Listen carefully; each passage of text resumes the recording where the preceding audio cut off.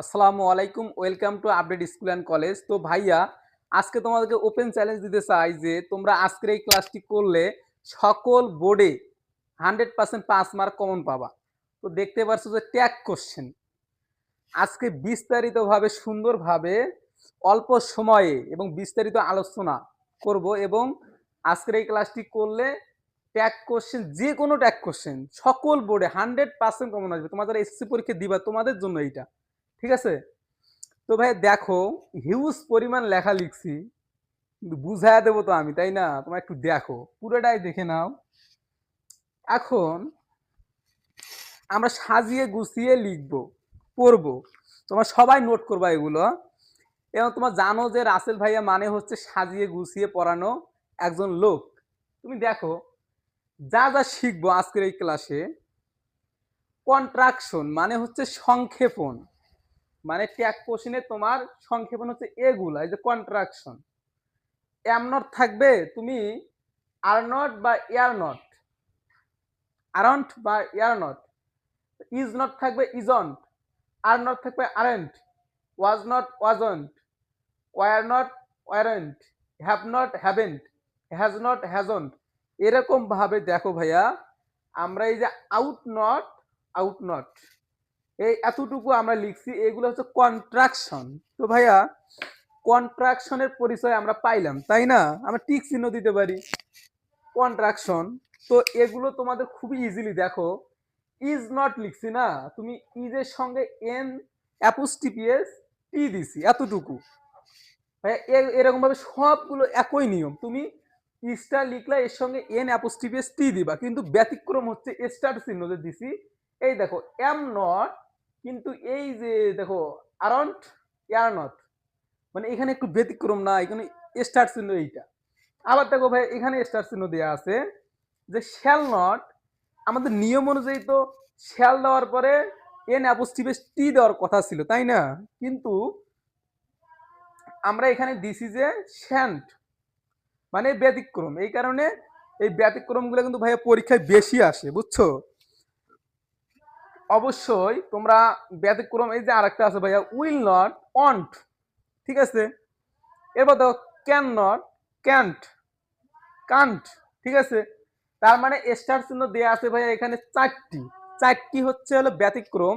তাছাড়া সবগুলোই হচ্ছে তুমি এই হ্যাড আছে, হ্যাডের সঙ্গে এন দিয়ে অ্যাপোস্ট্রোফি টি দিবা, এরকম ভাবে সব ওয়ার্ডই হবে, শুধুমাত্র এই চারটা বাদ দিয়ে ভাইয়া। তার মানে আমি 100% বলতে পারি যে কন্ট্রাকশন সম্পর্কে আমরা বুঝতে পারছি। যখন ট্যাগ কোশ্চেন করব, আমাদের অক্সিলারি ভার্ব হিসেবে তোমাদের এই যে এতটুকু কন্ট্রাকশন, এইটা বসবে, ঠিক আছে ভাইয়া? এখন দেখো, আমরা ট্যাগ কোশ্চেন শিখবো। কোনো শিক্ষক তো কৌশল আমাদেরকে শিখায় না। প্রত্যেকটা অবশ্যই কোশ্চেন সলভ করতে গেলে কৌশল জানা থাকলে অতি সহজ হয়। তো কৌশল নিয়ে আমরা এখন শিখবো। দেখো, কৌশল আমরা টিক চিহ্ন দিব, দিয়ে কৌশলটা কি এখানে আমি লিখে রাখছি। কৌশলটা তুমি দেখো যে প্রথম কাজ, তুমি যখন ট্যাগ কোশ্চেন করবা, এইটা মনে করো ট্যাগ কোশ্চেন দেয়া আছে, এই যে নদী ইজ রিডিং এ বুক, ঠিক আছে ভাইয়া? তো কৌশলটা কি এখানে? প্রথম কাজ হচ্ছে তোমাকে অক্সিলারি ভার্বটা খুঁজে বের করতে হবে। এটা 100% প্রথম কাজ আমি বলবো, এটা কিন্তু আমার শেখানো নতুন রুলস। এবং দ্বিতীয় কাজ হচ্ছে সাবজেক্ট খুঁজে বের করতে হবে। মানে সাবজেক্ট এবং অক্সিলারি ভার্ব খুঁজে বের করতে পারলেই তুমি মনে করো যে ট্যাগ কোশ্চেন 100% কমন পাবা। এটা কৌশল, আমার পার্সোনালি এটা কৌশল একটা। এখন আমরা কন্ট্রাকশন কৌশল দুটো ক্লিয়ার করলাম।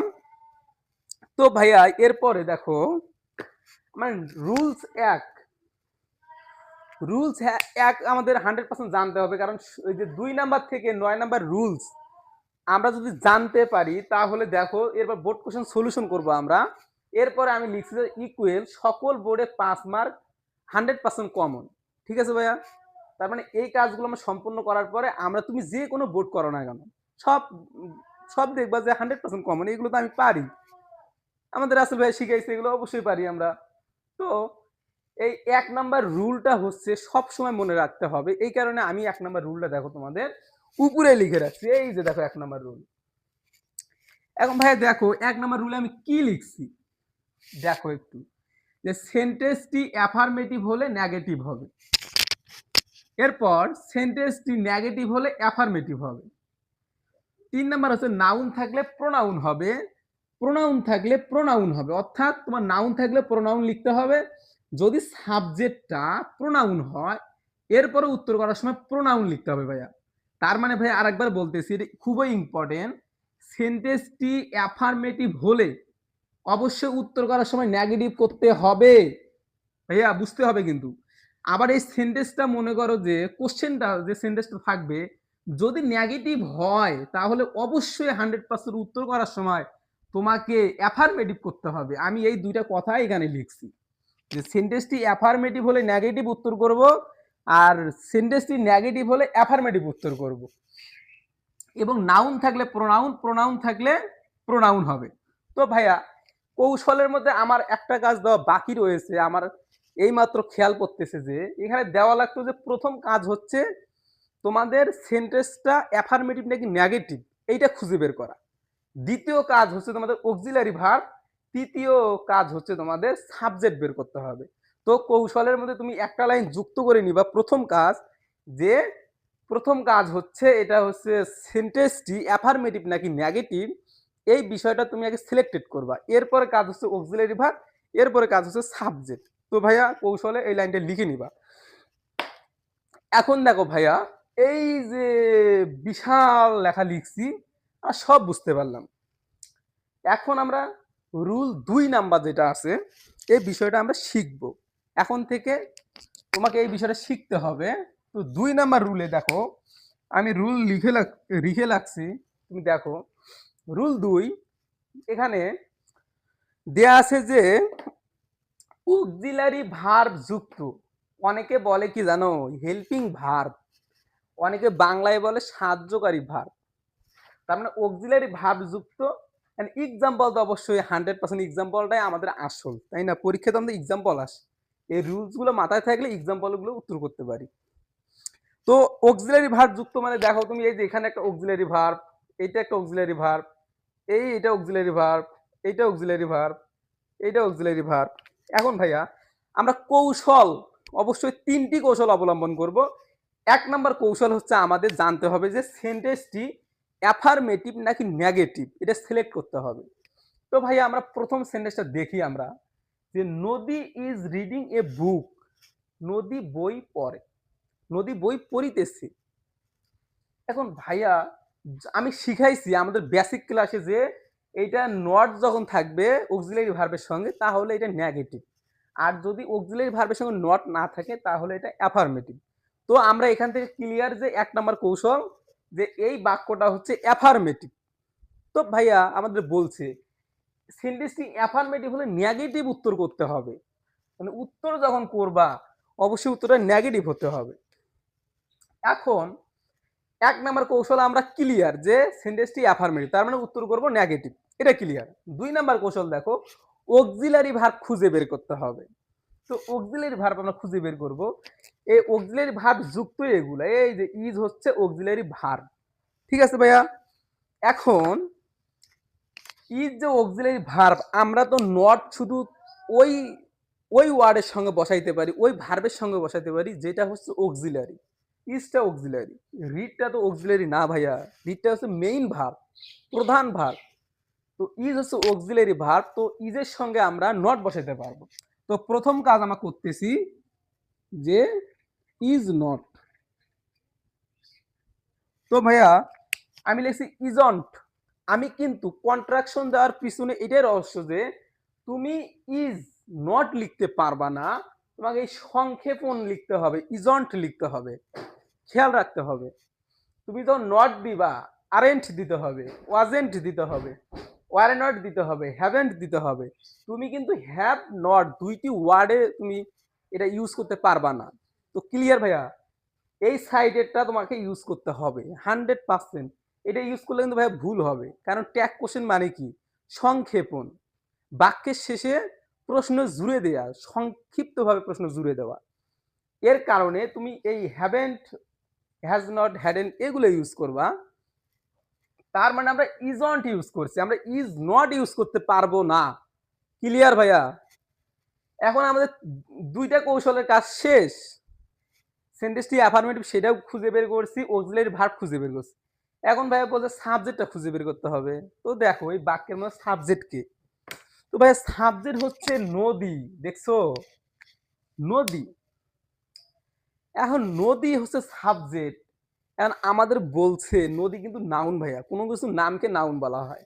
তো বলছে নাউন থাকলে প্রোনাউন, প্রোনাউন থাকলে প্রোনাউন। তুমি যখন উত্তর লিখবা তোমার নাউন আছে, তারপর প্রোনাউন লিখতে হবে। প্রোনাউন আছে, তারপর প্রোনাউনে লিখতে হবে। মানে উত্তরে প্রোনাউন গ্রহণযোগ্য, নাউন গ্রহণযোগ্য না, বুঝতে হবে।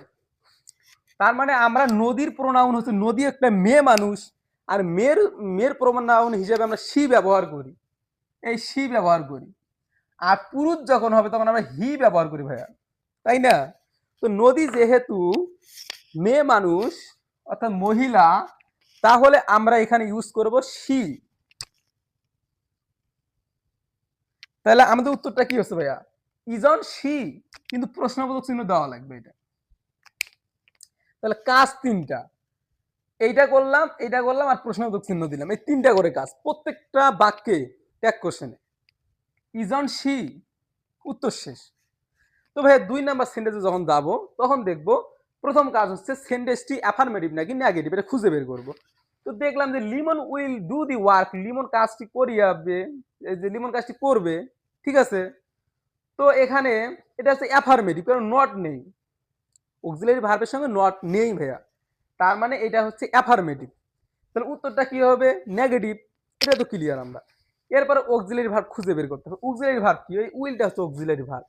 এখন ভাই উইলটা কিন্তু ব্যতিক্রমের মধ্যে পড়ে। দেখো উইলটা, দেখো এই যে উইল আছে, তুমি এন দিয়ে অ্যাপোস্ট্রোফি টি দিতে পারবে না, তোমাকে ওয়ান্ট লিখতে হবে, ওয়ান্ট, ওয়ান্ট, ঠিক আছে?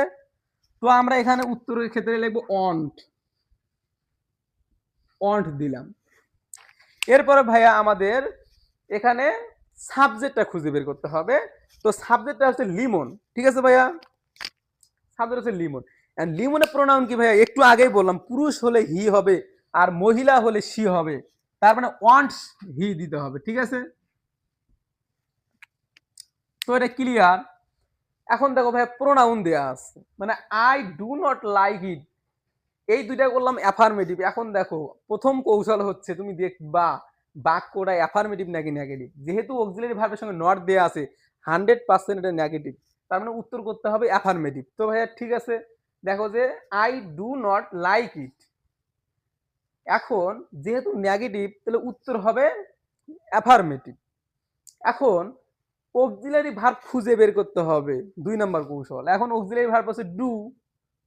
এখন ভাইয়া আমি যেহেতু উত্তর করব, অ্যাফার্মেটিভ উত্তর করতে হবে, নেগেটিভ করা যাবে না, কারণ হচ্ছে সেন্টেন্সটা নেগেটিভ। দেখবো ডু। এরপর দেখো এই একটা কাজ কমপ্লিট, এবং পরের কাজটা হচ্ছে সাবজেক্ট খুঁজে বের করতে হবে। সাবজেক্ট হচ্ছে আই, আইটা হচ্ছে প্রোনাউন। প্রোনাউন থাকলে কি হবে? প্রোনাউন থাকলে প্রোনাউনেই হবে, মানে আই, আই প্রোনাউন, প্রোনাউনে ইউজ করবো আমরা, দিয়ে প্রশ্নবোধক চিহ্ন দিলাম। তবে আমি আশা করি তুমি এগুলো ক্লিয়ার। এবার দেখো আই অ্যাম এ স্টুডেন্ট, আমি একজন ছাত্র, তাই না? এখন দেখো অ্যাম এর সঙ্গে কোনো নট ইউজ করা হয়নি, তার মানে আমাদের প্রথম কৌশল হচ্ছে সেন্টেন্সটি অ্যাফার্মেটিভ নাকি নেগেটিভ। তো আই অ্যাম এ স্টুডেন্ট, তার মানে সেন্টেন্সটি হচ্ছে তোমার অ্যাফার্মেটিভ। তাহলে উত্তর যখন করব তখন আমরা অক্সিলারি ভার্বের সঙ্গে নট ইউজ করব, কারণ উত্তরটা হবে নেগেটিভ। এখানে সূত্রে বলাই আছে 1 নম্বর নিয়মে যে সেন্টেন্সটি অ্যাফার্মেটিভ হলে নেগেটিভ, নেগেটিভ হলে অ্যাফার্মেটিভ। তো ভাইয়া এখানে দেখো সেন্টেন্সটি যেহেতু অ্যাফার্মেটিভ তাহলে উত্তর হবে নেগেটিভ। এম থাকলে এম এর কন্ট্রাকশনটা কি ভাইয়া? এমটা যে তুমি লিখবা নট, কিন্তু এখানে দেখো স্টার চিহ্ন, আরেন্ট আর নট, তুমি যে কোনো একটা ইউজ করবা, দুইটার মধ্যে যে কোনো একটা ইউজ করলেই হবে। তো লিখবো যে আরেন্ট। এরপর দেখো এখানে সাবজেক্টটা খুঁজে বের করতে হবে। তো সাবজেক্টটা হচ্ছে আই, এবং আই হচ্ছে প্রোনাউন। আমাদের বলা আছে যে 1 নাম্বার রুলে প্রোনাউন থাকলে প্রোনাউন লিখতে হবে। তো আইটা প্রোনাউন, আর প্রোনাউন লিখবো। এরপরে কিন্তু ভাইয়া প্রশ্নবোধক চিহ্ন দিতে ভুলা যাবে না, ভুললে ভুল হবে।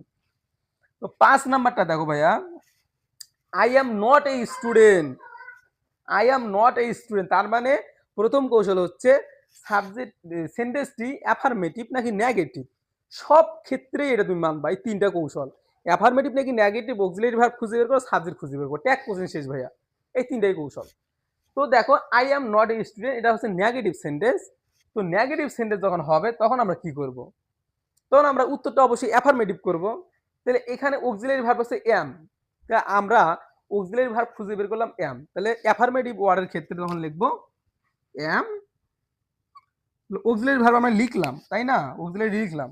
এরপর আমরা লিখবো আই। আইটা কি ভাইয়া, আইটা হচ্ছে হলো প্রোনাউন। প্রোনাউন তাহলে প্রোনাউন হবে,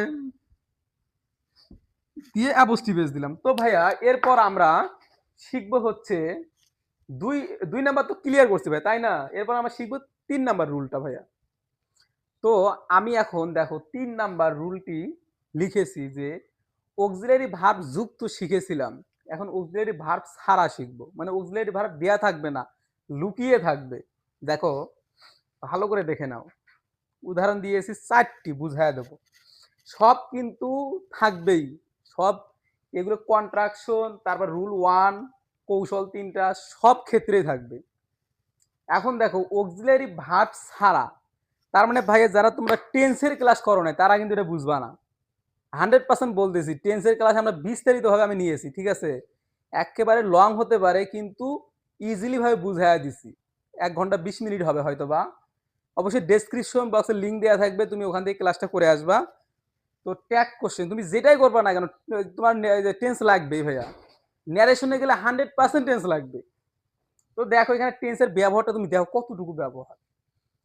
আই মেক এ গার্ডেন, এই মেক সাবজেক্ট, এটা হচ্ছে MV1।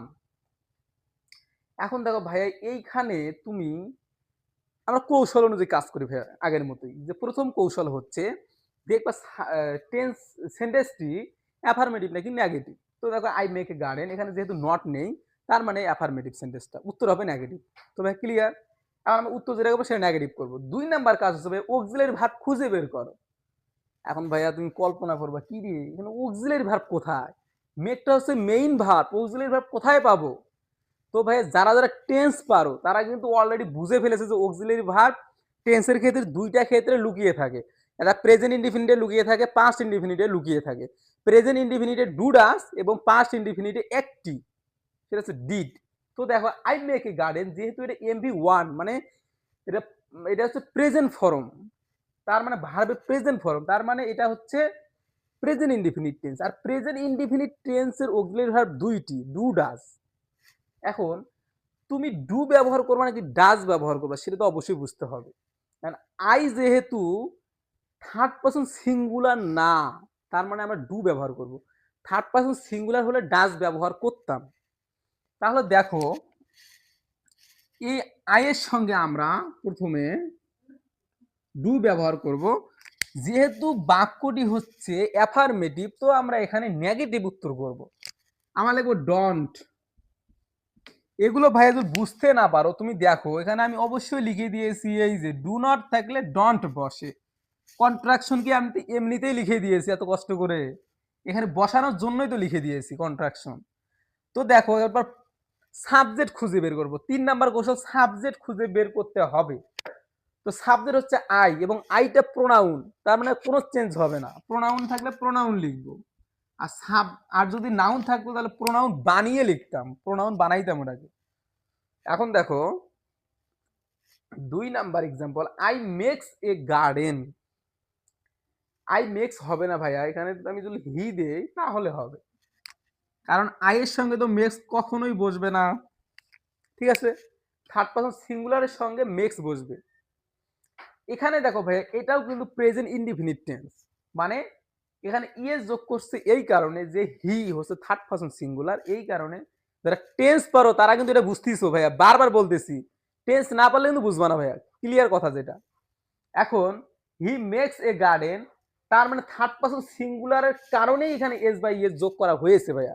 তার মানে আমরা যখন উত্তর করব 2 নাম্বার কৌশল অক্সিলারি ভার্ব খুঁজে বের করতে হবে, অক্সিলারি ভার্ব তো এখানে নেই, খুঁজে বের করতে হবে। যেহেতু এটা present indefinite tense, present indefinite টেন্সের অক্সিলারি ভার্ব হচ্ছে 2টি, একটা হচ্ছে ডাজ একটা হচ্ছে ডু।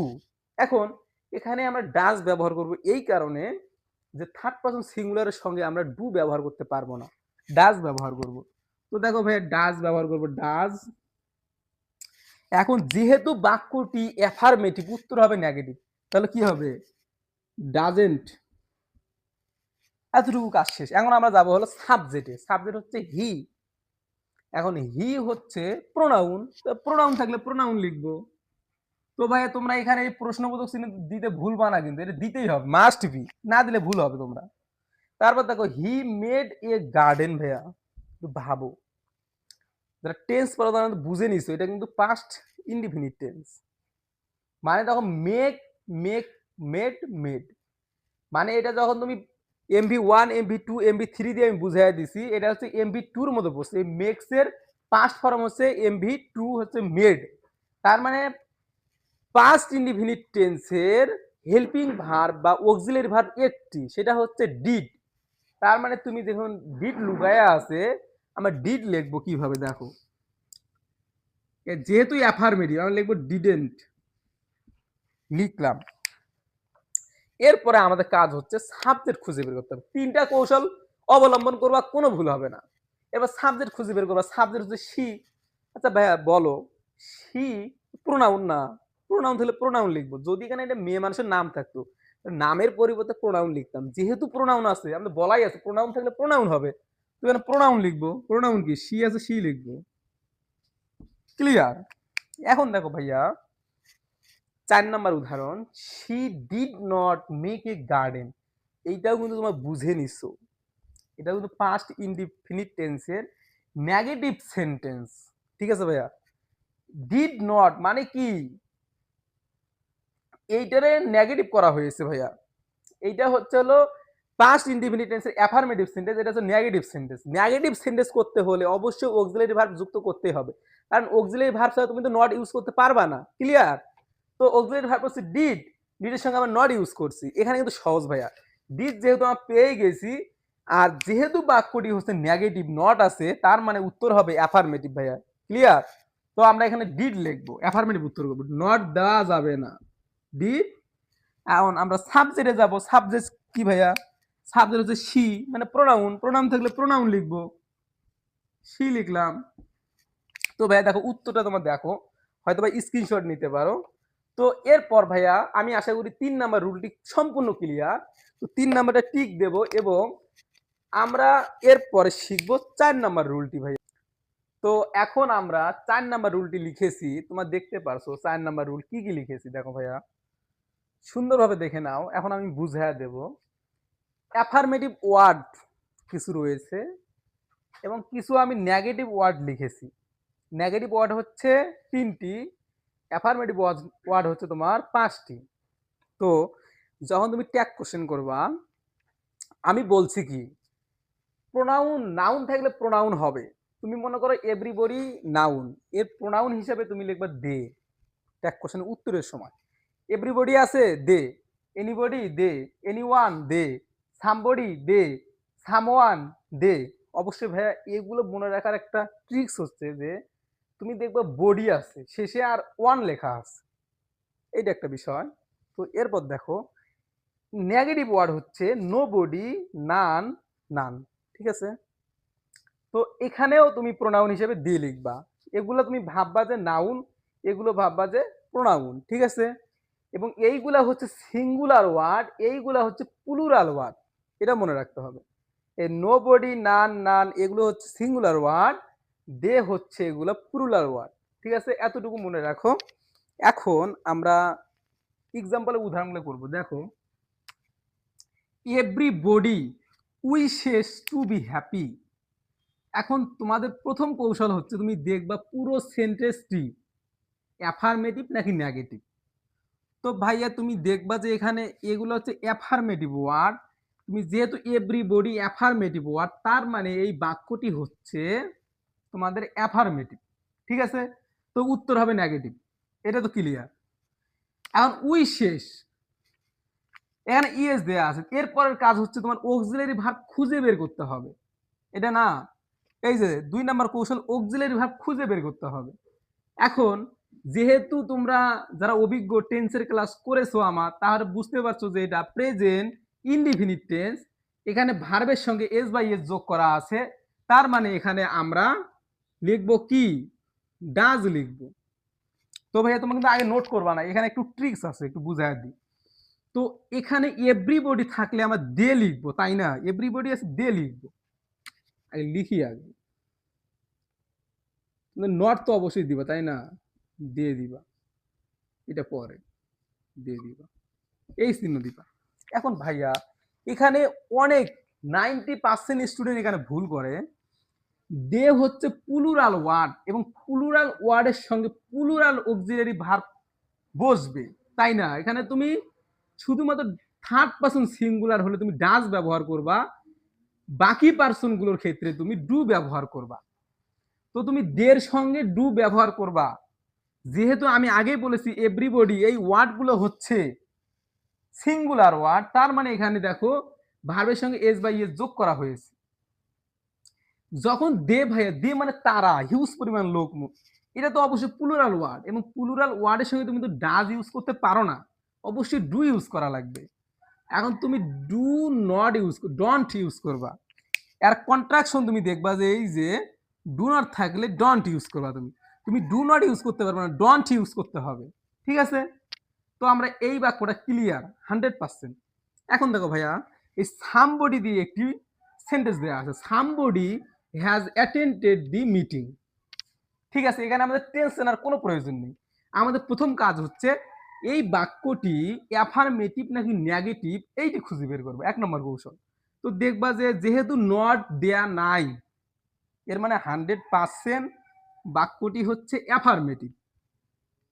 তো উত্তর হবে তোমাদের নেগেটিভ ভাইয়া, তাই না? এখন এর পরের কাজটি, এর পরে কৌশল হচ্ছে তুমি অক্সিলারি ভার্বটা খুঁজে বের করবা। অক্সিলারি ভার্ব হচ্ছে হ্যাজ, অতি সহজে পেয়ে গেলাম আমরা, হ্যাজ পাইলাম।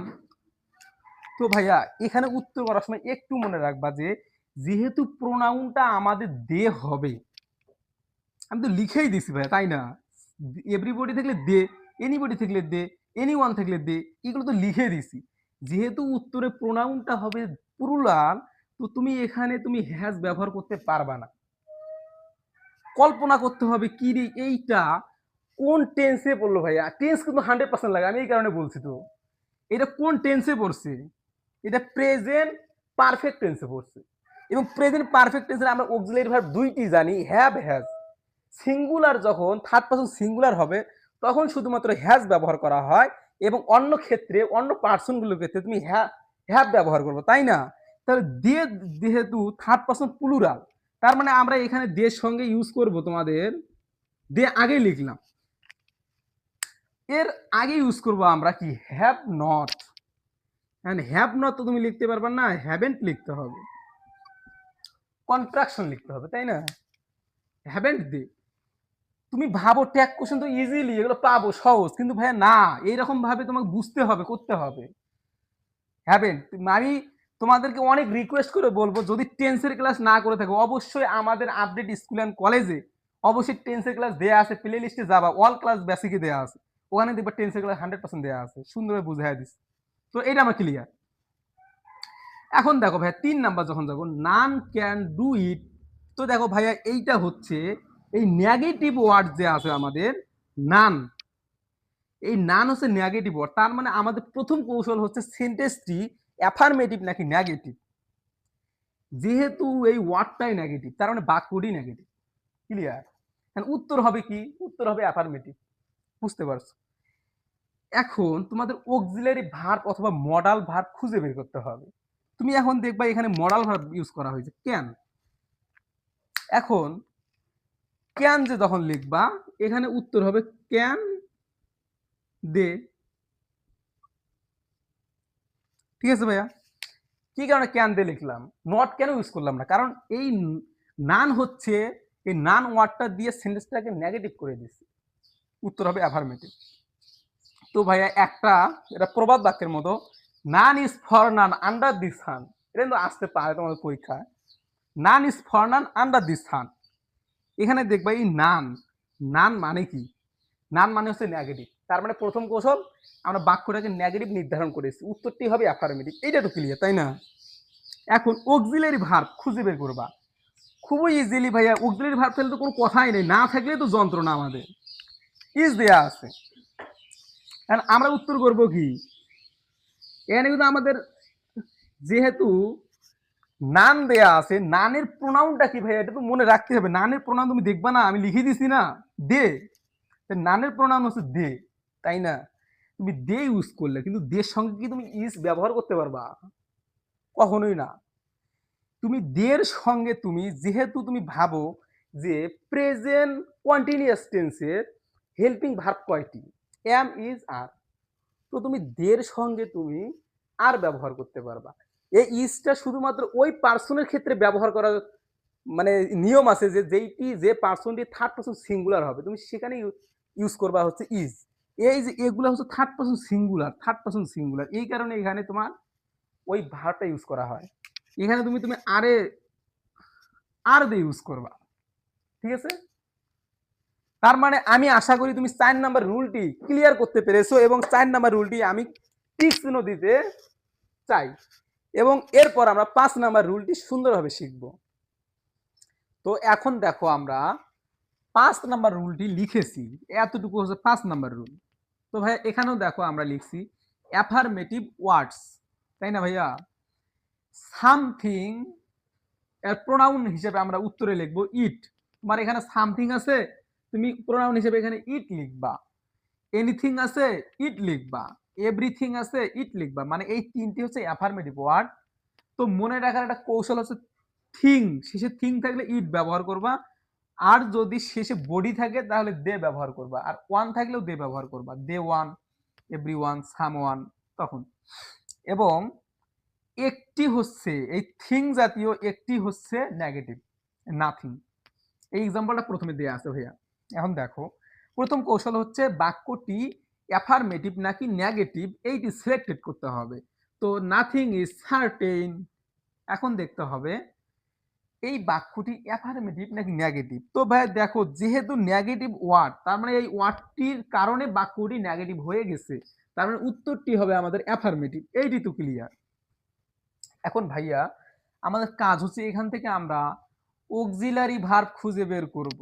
কোথায় আছে দেখবা না, এই যে অক্সিলারি ভার্ব ইজ। তো ভাইয়া অক্সিলারি ভার্বের সঙ্গে আমাদের নট ইউজ করা যাবে না যেহেতু অ্যাফার্মেটিভ।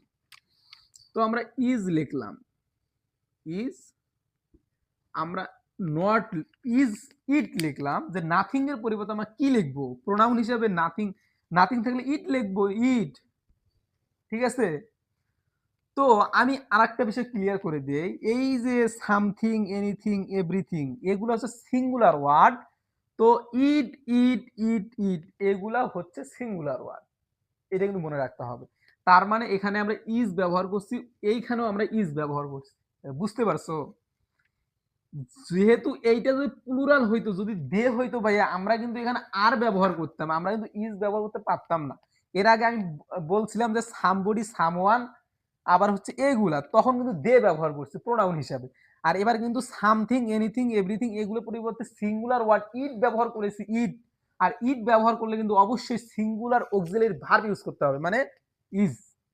টেন্স যারা বোঝো তারা এগুলো সব ক্লিয়ার কিন্তু 100%। তো এইটা আমরা clear. Something has been happen, এখন দেখতে হবে বাক্যটি অ্যাফার্মেটিভ নাকি নেগেটিভ।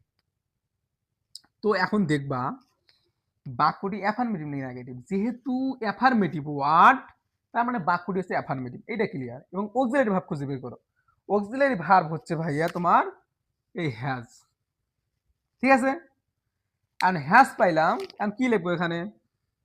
যেহেতু অ্যাফার্মেটিভ তাহলে কি হ্যাজেন্ট দিলাম। এখন তোমাদের সাবজেক্ট খুঁজে বের করতে হবে। সাবজেক্ট কি? সামথিং। সামথিং এর প্রোনাউন কি ভাইয়া? অবশ্যই ইট, ইট লিখলাম। তো ভাই ক্লিয়ার।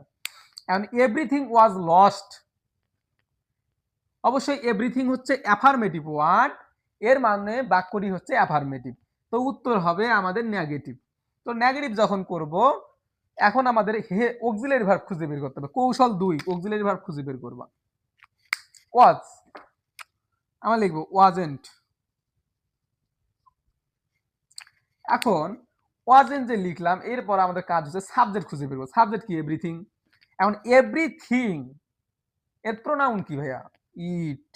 দেখো এভরিথিং প্রোনাউন ইট, তাহলে ওয়াজেন্ট ইট উত্তর হবে। তো ভাইয়া আমি আশা করি যে তুমি 5 নাম্বার রুলটি ক্লিয়ার করতে পেরেছো, এবং আমি 5 নাম্বার রুলটি এখন টিক চিহ্ন দিব। এরপরে আমরা 6 নাম্বার রুলটি লিখব। তো এখন দেখো তোমরা, আমি 6 নাম্বার রুলটি সম্পূর্ণভাবে লিখেছি। এখন তোমার দেখো এখানে কিন্তু 6 নাম্বার রুলে কেসের ব্যবহার আছে। কেস মানে কারকের ব্যবহার আছে। তো এটা হচ্ছে নমিনেটিভ, অনেকে বলে সাবজেক্টিভ, এটা অবজেক্টিভ, এটা পসেসিভ। ঠিক আছে?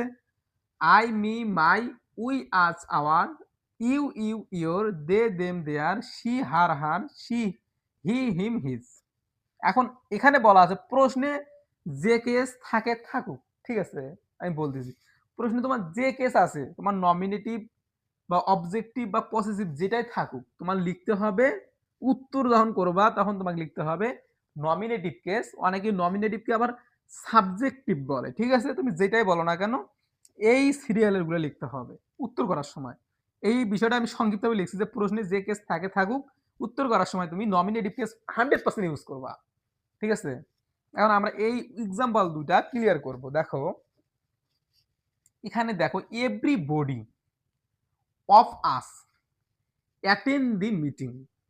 তার মানে প্রথম কৌশল কি? এই বাক্যটি অ্যাফার্মেটিভ নাকি নেগেটিভ? এক কথা কিন্তু বারবার বলতেছি, অ্যাফার্মেটিভ নাকি নেগেটিভ। এখন দেখলে বাক্যটি অবশ্যই অ্যাফার্মেটিভ। শেষ।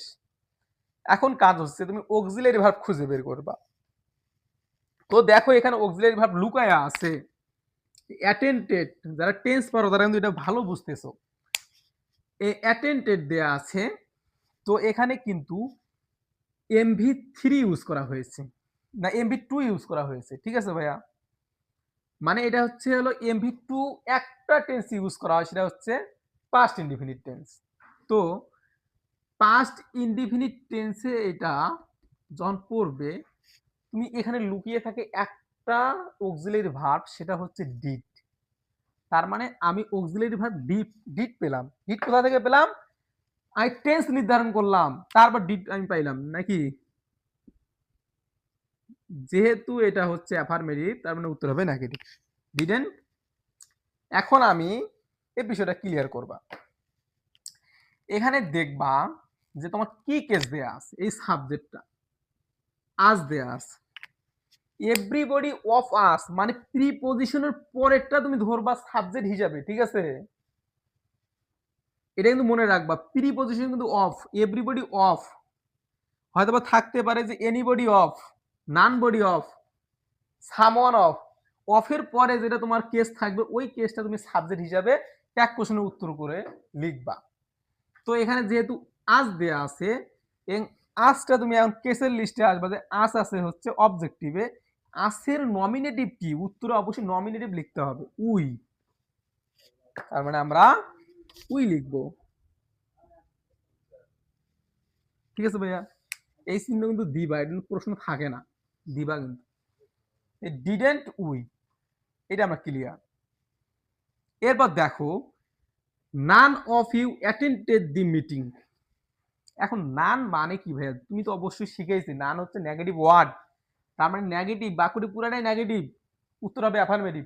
ঠিক আছে, প্রথম কাজ হচ্ছে তুমি এখানে অক্সিলারি ভার্ব খুঁজে বের করবা। যেহেতু অ্যাটেন্টিভ, এখানে আমি অন্য একটা টেন্স দেই, এখানে অ্যাটেন্ড দেই, EN অ্যাটেন্ড। মনে করো এটা প্রেজেন্ট ইনডিফিনিট দিয়ে দিলাম, প্রেজেন্ট ইনডিফিনিট টেন্স দিয়ে দিলাম। None of you attend the meeting. And present indefinite টেন্সের অক্সিলারি ভার্ব দুইটি, একটা হচ্ছে ডু, একটা হচ্ছে ডাজ, তাই না? এখন তুমি কি ব্যবহার করবা? যেহেতু ইউ আর বাক্যটি হচ্ছে নেগেটিভ, উত্তর হবে অ্যাফার্মেটিভ। তার মানে ইউ এর সঙ্গে তুমি ডু ব্যবহার করতে পারবা। ডু ডাজ কোনটা ব্যবহার করবা? ইউ এর সঙ্গে তুমি ডু ব্যবহার করবা, ডু ইউ।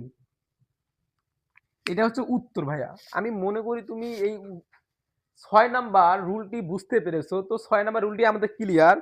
এখন আমি 7 নাম্বার রুলটি শিখাবো। তো এখন তোমরা দেখতেছো যে আমি 7 নাম্বার রুলটি সম্পূর্ণ লিখে ফেলেছি। তো আমি এখন বুঝাইয়া দেব। এখন দেখো আমি লিখছি ইম্পারেটিভ সেন্টেন্স। তো ইম্পারেটিভ সেন্টেন্সের আমি ২ টা স্টার চিহ্ন দিয়ে ২ টা সূত্র লিখে দিছি। এইটাই মনে করো নিয়ম। যে কোশ্চেনটি ইম্পারেটিভ সেন্টেন্স হলে তুমি ডিরেক্টলি উইল ইউ বসায় দিবা। ইম্পারেটিভ সেন্টেন্স উইল ইউ শেষ। মানে যারা অতি সহজে কাজ করতে চাও এই কাজটা করবা। যদি লেট আস থাকে তাহলে উত্তর হবে শ্যাল উই। তুমি লেট আস দেখবা সরাসরি কোনো বোঝার বিষয় নেই, শ্যাল উই বসায় দিবা, ক্লিয়ার। তার মানে দেখো ইম্পারেটিভ সেন্টেন্স খুবই ইজিলি, মানে ইম্পারেটিভ সেন্টেন্স হলেই উইল ইউ, আর যদি এই লেট আস থাকে তাহলে তুমি শ্যাল উই ব্যবহার করবা। এখন দেখো ভাইয়া খুবই ইজিলি আমার দেখো শিখাইতেছি যে ওপেন দি ডোর, দরজাটি খোলো, মানে আদেশ দিলাম।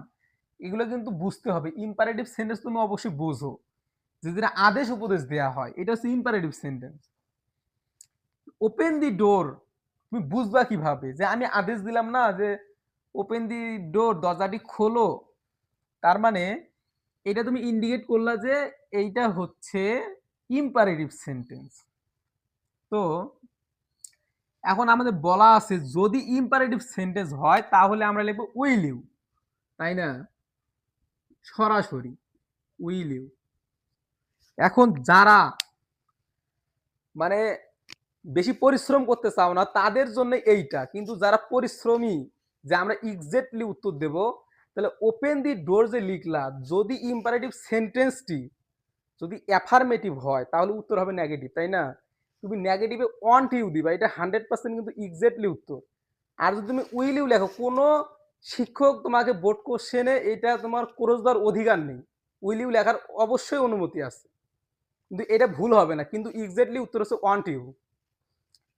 তো নেভার টেল এ লাই, তুমি কিন্তু এখানে এক্স্যাক্টলি উত্তর কি, উইল ইউ তো তুমি জানো যে ইম্পারেটিভ সেন্টেন্স হলেই উইল ইউ ইউজ করবা, তো 100%।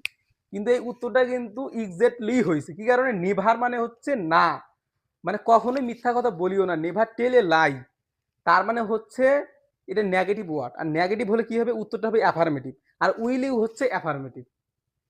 এখন তুমি না, তুমি অবশ্যই এক্সামে অনেক মাথা থাকবে অবশ্যই, তুমি ডিরেক্টলি ও তুমি যখন দেখবা যে ইম্পারেটিভ সেন্টেন্স উইল ইউ বসায় দিবা, শেষ, কাজ শেষ।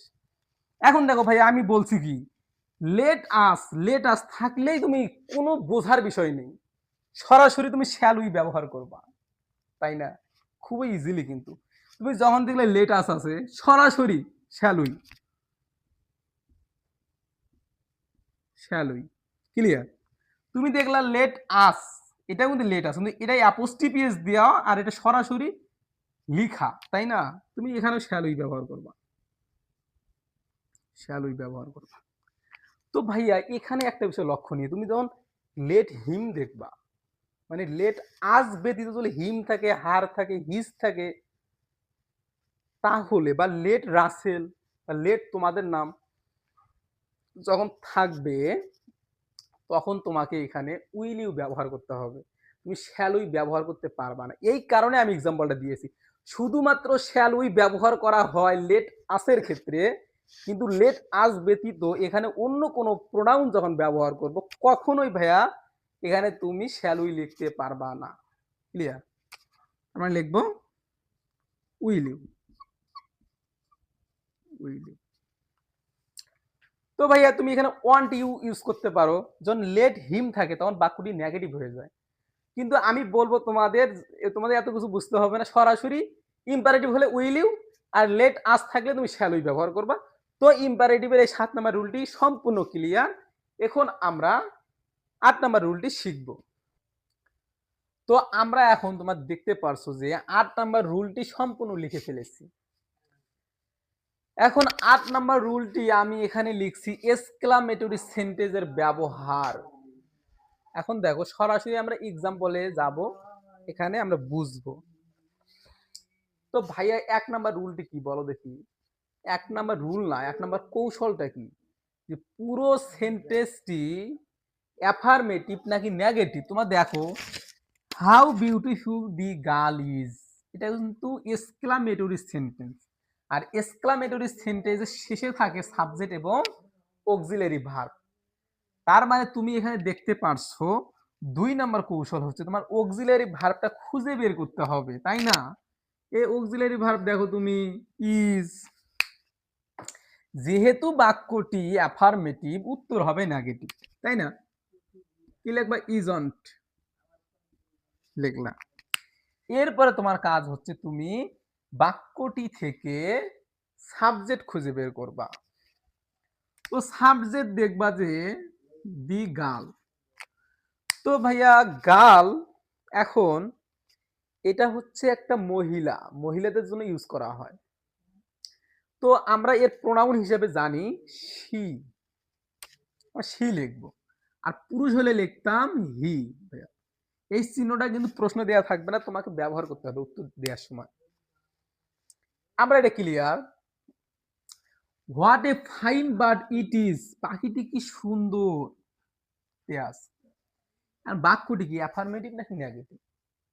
অবশ্যই অ্যাফার্মেটিভ, তার মানে উত্তর হবে নেগেটিভ, তাই না? এখন দেখো আমাদের 2 নাম্বার কাজ হচ্ছে, 2 নাম্বার কৌশলটা হচ্ছে যে অক্সিলারি ভার্ব খুঁজে বের করতে হবে। আর এক্সক্লামেটরির অক্সিলারি ভার্ব এবং সাবজেক্ট সবার শেষে থাকে ভাইয়া, এটা বুঝতে হবে।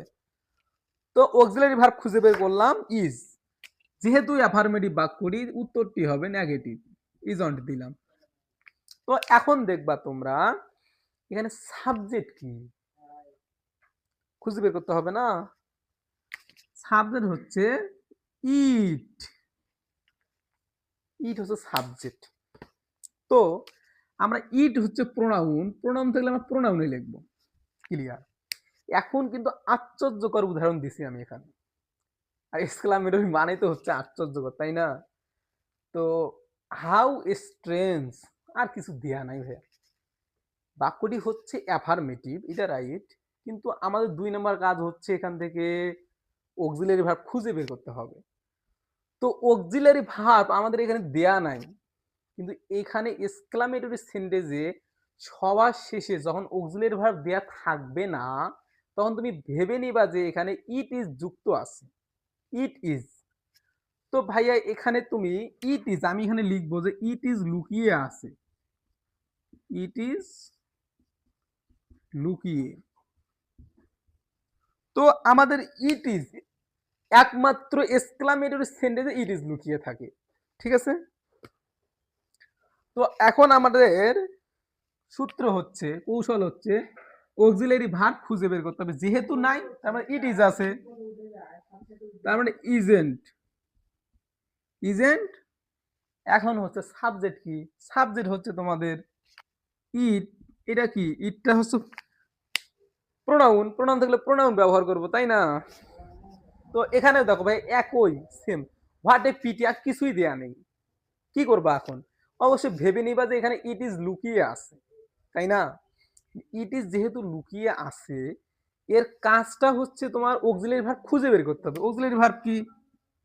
ইজ। যেহেতু অ্যাফার্মেটিভ, ইজন্ট হবে, নেগেটিভ উত্তর হবে। আর ইট ইজ লুকিয়ে আছে, ইটটা হচ্ছে প্রোনাউন সাবজেক্ট দুইটাই। তো ভাই দেখো আমাদের 8 নাম্বার রুলটি সম্পূর্ণ ক্লিয়ার, এবং আমি আশা করি তুমি বুঝতে পারছো। এরপরে আমরা 9 নাম্বার রুলটি নিয়ে আলোচনা করব। তো ভাইয়া আমরা দেখো এখন 9 নাম্বার রুলটি লিখেছি সম্পূর্ণ, এখন বুঝায় দেব ভাইয়া। এখন দেখো এখানে লিখছি সংক্ষিপ্ত শব্দ। সংক্ষিপ্ত শব্দ মানে কি, এতটুকু দেয়া থাকবে, এগুলো থাকবে না, এগুলো বুঝতে হবে। এগুলো মনে করে দেয়া নাই, আই দিয়ে দুইটা এল দেওয়া আছে অ্যাপোস্ট্রোফ দিয়ে, এন্ড এটা দ্বারা তোমাকে বুঝতে হবে যে আই শ্যাল, এটা দ্বারা আই উইলও হইতে পারে। মানে এই লাস্টের অক্ষর দুইটি অ্যাপোস্ট্রোফ দিয়ে সংক্ষিপ্ত ভাবে লিখছে। এগুলো এগুলো কিন্তু এক্সামের সময় তোমাদেরকে ঘাবড়ায়া দিবে যে এগুলো কি হবে। হি দিয়ে অ্যাপোস্ট্রোফ দিয়ে এস দিবে, কিন্তু বুঝায় নিতে হবে এখানে হি ইজ লিখছে স্পষ্টভাবে। সংক্ষিপ্ত ভাবে দিবে যে আই অ্যাপোস্ট্রোফ ডি, কিন্তু তোমাকে বুঝতে হবে যে আই ডিড হতে পারে, আই শুড হতে পারে, আই উড হতে পারে, আই হ্যাড হতে পারে। ক্লিয়ার ভাইয়া? এবার দেখো দে অ্যাপোস্ট্রোফ আর ই দিবে, ঠিক আছে ভাইয়া? এখন দেখবা এটা দিয়ে দে আর হতে পারে, দে ওয়ার হতে পারে, আই অ্যাপোস্ট্রোফি ভিই দিবে, এটা দ্বারা তোমাকে বুঝতে হবে আই হ্যাভ। তো ভাই এখন এক্সাম্পলটা তোমার দেখবা, এক্সাম্পলটা হচ্ছে আই হ্যাভ এ কাউ। এখন আই হ্যাভ এ কাউ, এখানে উত্তর দেয়া আছে, উত্তরটা মিশাই দিলাম। আই হ্যাভ এ কাউ, তুমি এখানে বুঝবা যে এখানে হ্যাভ বুঝাইছে কি কারণে, এই যে হ্যাভ দেয়া আছে, তাই না? এখন তুমি লিখতে পারো যে যেহেতু বাক্যটা অ্যাফার্মেটিভ, এর মানে উত্তর হবে নেগেটিভ, হ্যাভেন্ট আই, উত্তর শেষ। অনেকে এটার অন্য উত্তর করতে পারে, এটা করলেও রাইট। অন্য উত্তর হচ্ছে তুমি টেন্সের দিক দিয়ে যখন তাকাবা, তুমি অবশ্যই ভার্বের লিস্টে পড়ছো যে, আমি লিখে দিচ্ছি হ্যাভ, হ্যাজ, তারপর হচ্ছে হলো হ্যাড, হ্যাড, মানে এইটা হচ্ছে এই হ্যাভ হ্যাজ হচ্ছে হলো MV1, এটা হচ্ছে MV2, এটা হচ্ছে MV3। যখন তাকাবা এটা যে আই হ্যাভ, এটা তো মেইন ভার্ব, হ্যাভ যদি মেইন ভার্ব ধরো, তার মানে প্রেজেন্ট ইনডিফিনিট টেন্স, আর প্রেজেন্ট ইনডিফিনিট টেন্সের অক্সিলারি ভার্ব কি, ডু ডাজ, আইয়ের সঙ্গে কি বসে, ডু বসে, ডন্ট আই হবে। ডু দিয়ে অ্যাপোস্ট্রোফি মানে এন অ্যাপোস্ট্রোফি টি দিবা, ডন্ট আই, এটা উত্তর লিখলে কোনো সমস্যা নেই। হি ইজ ডুইং এ সাম, এখন হি ইজ কিভাবে বুঝলাম, তুমি এখানে দেখবা না হি ইজ দেয়া আছে, এই অনুযায়ী আমি অক্সিলারি ভার্ব যেহেতু বাক্যটা অ্যাফার্মেটিভ, তার মানে ইজন্ট হি লিখব, উত্তর শেষ। Clear? They are working in the garden, they are আমরা কিভাবে বুঝলাম, তুমি এখানে দেখবা না যে দে আর কেন লিখছি, দে আর, দে ওয়ার হতে পারে। তুমি যখন এটা আর ধরবা তখন তুমি কি লিখবা, যেহেতু অ্যাফার্মেটিভ তাহলে উত্তরটা হবে নেগেটিভ, আরেন্ট দে, উত্তর শেষ। এবার ভাই দেখো ওয়ার ধরলে কি দেবো, ওয়ারেন্ট দে, শেষ। এখন দেখো আই অ্যাপোস্ট্রোফি দুটো এল দেওয়া আছে, এটা পূর্ণরূপ কি হয় বুঝবা। এখন দেখো এটা আই শ্যাল হতে পারে, আই উইল হতে পারে, তাই না? I will do this sum, তুমি যদি উইল ধরো তাহলে লিখবা want, want I, want I লিখলা। এবং যদি তুমি শ্যাল ধরো তাহলে শ্যান্ট আই লিখবা, শেষ। আই হ্যাড ধরবা, এটা তুমি যে আই অ্যাপোস্ট্রোফি এই যে আই ডিড ধরতে পারো, শুড ধরতে পারো, আই হ্যাড ধরতে পারো, আই হ্যাড ধরতে পারো। তাহলে তুমি লিখবা, চলো, তাহলে তুমি লিখবা I had do the work, তখন লিখবা যে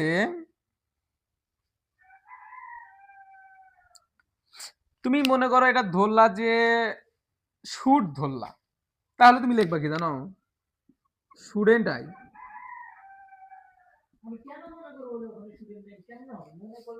শুড যদি ধরো তার মানে আই, এখানে আই অ্যাপোস্ট্রোফি ডি থাকলে তুমি আই ডিড ধরতে পারো, আই শুড ধরতে পারো, আই উড ধরতে পারো, আই হ্যাড ধরতে পারো। তুমি যদি শুড ধরো তাহলে শুডেন্ট আই, উড ধরলে উডেন্ট আই, হ্যাড ধরলে হ্যাডেন্ট আই, ঠিক আছে? তো এটা আমার ক্লিয়ার। এখন দেখো আই অ্যাপোস্ট্রোফি ডি দেয়া আছে, ডান দি ওয়ার্ক, ঠিক আছে? এখন দেখো একটা বিষয় লক্ষণীয়, তুমি এখন এখানে ডিড ধরতে পারো, শুড ধরতে পারো, ধরতে পারো, কিন্তু একটা বিষয় ভাই কল্পনা করো, এখানে যদি আমরা হ্যাড ধরি, আই হ্যাড, এটা কি পাস্ট পারফেক্ট টেন্সে আই হ্যাড আছে, কিন্তু এখানে MP3 ইউজ করা হয়েছে, তার মানে তুমি এই দিক লক্ষ্য করে তুমি এখানে ধরবা যে এটা পাস্ট পারফেক্ট টেন্স, এখানে হ্যাড ধরবো আমরা 100%। কারণ কি, তুমি তো এখানে আই হ্যাড ধরবা এই কারণে, কারণ তুমি দেখো MP3 ইউজ করা হয়েছে, আমি টেন্সের ক্লাসে বুঝাইছি পারফেক্ট টেন্স মানে MP3 ইউজ করাই লাগবে মেইন ভার্বটা, ঠিক আছে? তুমি যদি এখানে ডিড ধরো ভাই, মনে করো ডিড ধরবা, ঠিক আছে, কিন্তু তুমি কি জানো যখন ডিড ধরবা তখন পাস্ট ইনডিফিনিট টেন্স হবে, আর পাস্ট ইনডিফিনিট টেন্স যখন ডিড লিখলা, ডিডের পরে তো MV1 ইউজ করতে হবে, MV3 ইউজ করা যাবে না। ক্লিয়ার? MV3 ইউজ করা যাবে না, এই কারণে আমরা আই হ্যাড ধরবো এইটা, আর হ্যাড ধরে এই কাজটা করব, এখানে লিখবো হ্যাডেন্ট আই। তো ভাইয়া আমি আশা করতেছি তুমি 9 নাম্বার রুলটা সম্পূর্ণ ক্লিয়ার হয়ে বুঝতে পারছো। তো আমি এখানে দেখো 10 নাম্বার রুল অ্যাড করেছি। তো এই ক্লাসটি 10 নাম্বার রুলটি শেখানোর পরে শেষ হবে, ঠিক আছে? তো তোমরা দেখতে পারছো যে আমি 10 নাম্বার রুলটি সম্পূর্ণ লিখেছি। এখন বুঝাই দেবো। দেখো, নেগেটিভ ওয়ার্ড স্কার্টলি, এখানে কিন্তু এসি, scarcely, hardly, seldom, barely, few, little. অর্থাৎ ভাইয়া, তোমার যদি কোনো সেন্টেন্সে তুমি এই কয়টি ওয়ার্ড দেখো, সরাসরি বলে দিবা যে সেন্টেন্সটি নেগেটিভ। ক্লিয়ার? আর একটা বিষয় দেখো, যদি দেখো তুমি অ্যাফার্মেটিভ ওয়ার্ড, এই ফিউ আর লিটল তার ব্যতিক্রম আছে। এ ফিউ যখন হবে তখন অ্যাফার্মেটিভ, দি ফিউ হবে অবশ্যই অ্যাফার্মেটিভ, এ লিটল হবে অবশ্যই অ্যাফার্মেটিভ, দি লিটল হবে অবশ্যই অবশ্যই অ্যাফার্মেটিভ। তার মানে এই বিষয়টা কিন্তু ক্লিয়ার করতে হবে। শুধু স্কারলি, হার্ডলি, সেলডম, বেয়ারলি এগুলো কোনো ব্যতিক্রম নাই, শুধু ফিউ এবং লিটলের ব্যতিক্রম যে এই ফিউর আগে যদি এ থাকে তার মানে অ্যাফার্মেটিভ, লিটলের আগে দি থাকলে অথবা এ থাকলে অ্যাফার্মেটিভ, ফিউর আগে দি থাকলেও অ্যাফার্মেটিভ। এতটুকুই ব্যতিক্রম। তো এক্সাম্পল করলে আমরা বুঝতে পারবো। দেখো, প্রথম কাজ হচ্ছে বাক্যটি অ্যাফার্মেটিভ নাকি negative. He hardly does hear, যেহেতু ভাই দেখো হার্ডলি ওয়ার্ডটাই হচ্ছে নেগেটিভ, এই যে হার্ডলি দেওয়া আছে, তার মানে কি বাক্যটি নেগেটিভ, উত্তর হবে অ্যাফার্মেটিভ, তাই না? তো এরপর আমাদের বের করতে হবে অক্সিলারি ভার্ব। অক্সিলারি ভার্ব দেখো এই যে ডাজ, আমরা লিখবো কি ডাজেন্ট হি, প্রশ্নবোধক চিহ্ন দিলাম। এটা গেল ভাইয়া। A barking dog seldom bites. এখন দেখো ভাইয়া, এই সেলডমটা আছে এখানে, দেখো এই সেলডম নেগেটিভ ওয়ার্ড, তার মানে কি পুরো বাক্যটি নেগেটিভ, বুঝতে হবে। কিন্তু শুধু নট থাকলে যে নেগেটিভ হয় তা না ভাইয়া, এখানে কিন্তু কিছু কিছু ওয়ার্ড দিয়ে বাক্যটা নেগেটিভ হয়ে যায়, তার মানে নেগেটিভ উত্তর হবে কি অ্যাফার্মেটিভ। কিন্তু আমি দেখো এখানে একটা ভুল করছি, যে নেগেটিভ বাক্য উত্তরও করছি নেগেটিভ, এটা কিন্তু ভুল ভাই, এটা ধরতে পারো নাই কেন? ডাজ হি হবে শুধু, বুঝতে হবে। যেহেতু নেগেটিভ উত্তর হবে অ্যাফার্মেটিভ, তার মানে কি এখানে দেয়া আছে বাইটস, মানে present indefinite tense, S by S যোগ করা আছে, তার মানে আমরা এখানে লিখব ডাজ। তো ভাই আমাদের এখানে ট্রেন আছে, লিমন ভাই একটু পজ করো তুমি। তো ভাই ট্রেন চলে গেছে, আমরা এখন ক্লাসটা স্টার্ট করতেছি। দেখো, a barking dog seldom bites, মানে সেন্টেন্সটা হচ্ছে নেগেটিভ, উত্তর হবে অ্যাফার্মেটিভ। তো ডাজ ইট লিখবো। এ বার্কিং ডগ এটা হচ্ছে সিঙ্গুলার একটা সাবজেক্ট, এর কারণে আমরা ইট ব্যবহার করছি। এখন 3 নাম্বারটা দেখো, এখন কিন্তু ভাই ট্রিক্স, এই ফিউ এর কাহিনী, ফিউ এবং লিটলের কাহিনী আছে। আই হ্যাভ ফিউ ফ্রেন্ড, আমার কিছু বন্ধু আছে।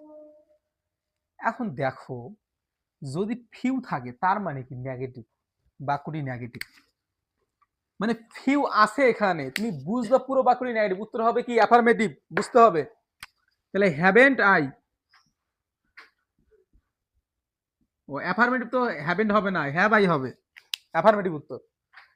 I have a few friend, তাহলে এই দেখো ফিউ এর সঙ্গে এ যে দেয়া আছে এটা বুঝতেছো, এ যখন থাকবে তখনই নেগেটিভ, এটা হচ্ছে অ্যাফার্মেটিভ। মানে শুধু ফিউ থাকলে নেগেটিভ আর এ ফিউ থাকলে অ্যাফার্মেটিভ, এই বিষয়টা ক্লিয়ার কিনা? যখন এ ফিউ থাকবে তখন বাক্যটি হচ্ছে অ্যাফার্মেটিভ, উত্তর হবে নেগেটিভ। তো নেগেটিভ উত্তর যখন হবে তখন আমরা কি লিখবো? Haven't I. এটা ক্লিয়ার আশা করি। তারপর দেখো ভাইয়া, আই হ্যাভ লিটল আইডিয়া, আমার কিছু বুদ্ধি আছে, এখানে দেয়া আছে। তাহলে আই হ্যাভ লিটল আইডিয়া, শুধু লিটল থাকলে বাক্যটি নেগেটিভ, আর এ লিটল অথবা দি লিটল, মানে এই লিটলের আগে যদি এ থাকতো বা দি থাকতো তাহলে অ্যাফার্মেটিভ হইতো। যেহেতু বাক্যটি নেগেটিভ, উত্তর হবে অ্যাফার্মেটিভ। অ্যাফার্মেটিভ উত্তর কি? হ্যাঁ ভাই। হ্যাঁ ভাই, উত্তর শেষ। ক্লিয়ার? এখন দেখো একটু ব্যতিক্রম যে I have the little idea, মানে এই লিটলের সঙ্গে দি দেয়া আছে, সামনে দি দেয়া আছে, এই দি, এই লিটলের সঙ্গে দি, এই লিটলের সঙ্গে দি, তার মানে কি অ্যাফার্মেটিভ ওয়ার্ড। আর অ্যাফার্মেটিভ ওয়ার্ড হইলে ভাইয়া কি হবে, অবশ্যই উত্তর নেগেটিভ হবে। তার মানে কি হ্যাভেন্ট আই,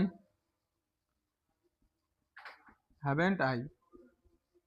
তার মানে ভাইয়া এখন আমরা এই 10টি এক্সাম্পল শেষ করলাম। তো আমি আশা করি এই ক্লাসটি করার পরে তোমরা পুরো ট্যাগ কোশ্চেনটা বুঝতে পারতেছো।